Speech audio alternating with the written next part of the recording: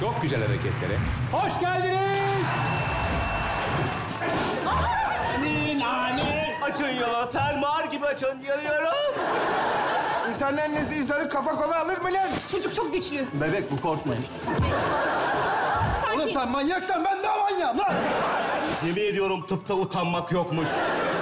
Şu tabloya 500.000 dolar verilir mi? Verilir yahu. Verilmez mi 500.000 dolar İbrahim? 500.000 dolar ne kadar yapıyor efendim? 400.000 avro falan. Yani 20 milyon TL falan. o ne kadar yapıyor efendim? Bu kadar falan. Kızımın peşine bırakmak için diyorum. Benim aşkım satılık değil. 6 milyon. Almam. 7 milyon. İstemiyorum kirli paranızı. 7 milyon son. Hayırlı olsun. Çok Güzel Hareketler 2 yeni bölümüyle Perşembe Star'da. Çok güzel hareketler bunlar. Başlıyor şimdi mutfakta.